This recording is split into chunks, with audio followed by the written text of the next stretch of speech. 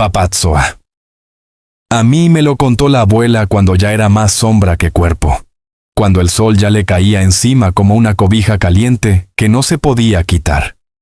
Sentada en el mecapal de siempre, mirando al monte seco, dijo en voz baja, como si le hablara al maíz que no germinó. Antes, cuando el mundo todavía tenía entrañas, la gente se curaba con las manos, no con médicos, y a eso se le llamaba papatzoa.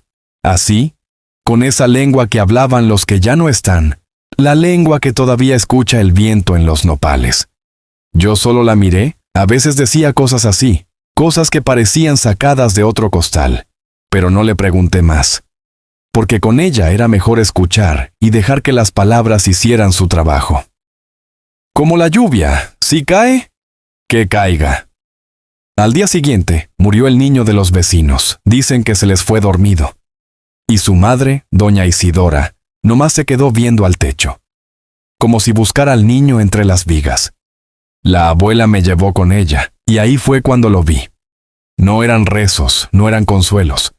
Nomás se sentó al lado de la mujer y le puso la mano en la rodilla. Ni fuerte, ni despacio, nomás la puso. Y se quedaron así, dos mujeres calladas en un cuarto lleno de moscas y silencio. La una llorando sin ruido, la otra sosteniéndola con la palma. Cuando salimos me dijo, eso fue un apapacho. No es consolar, no es decir nada, es nomás estar. Es recordar con los dedos que aún se está vivo. Desde entonces, he visto muchos muertos. Muertos que caminan, que respiran, que saludan en la plaza. Muertos que ya no sienten. Porque nunca nadie les dio un apapacho. Nunca nadie les ablandó el alma con los dedos. Por eso yo aprendí. Y cuando mis hijos tiemblan por dentro, cuando mis nietos se quedan mirando al suelo como quien ve su propio vacío, no les digo nada. Nomás me siento junto a ellos. Y les pongo la mano encima. Callado, despacio. Y entonces, pasaron los años. La abuela ya ni me habla en sueños.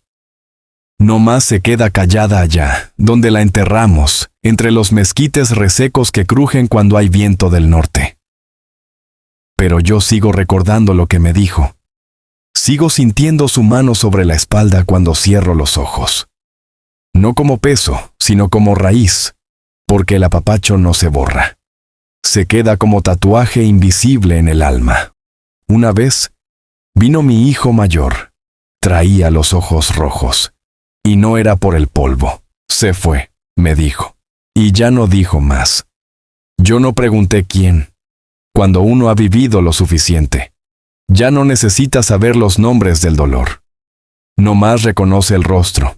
Se sentó en la piedra grande, esa donde la abuela solía desgranar el maíz, y entonces yo me acerqué, me acomodé junto a él como lo hacía ella, y sin palabras le puse la mano en la nuca. Sintió el gesto y no se movió. Nomás se le quebró el aire. Ahí estuvimos quién sabe cuánto. La tarde bajó sin hacer ruido, y cuando el sol se metió tras el cerro, ya sabíamos los dos lo que eso era, un apapacho. Una forma antigua de decir, te veo. Y aquí estoy. Una memoria que no se dice en voz alta pero que se queda viviendo en la carne. Dicen que la palabra papatzoa ya nadie la usa. Que se perdió, como el maíz criollo. Como los cantos al pie del fogón. Pero yo sé que no. Porque mientras alguien abrace sin pedir nada, mientras alguien toque para sostener y no para poseer, la palabra sigue viva. Aunque no la digan, aunque no la escriban, sigue. Como la voz de la abuela, que aunque ya no se oye, me acompaña cada vez que pongo la mano en el hombro de otro, y esa es mi manera de hablar el náhuatl sin saberlo.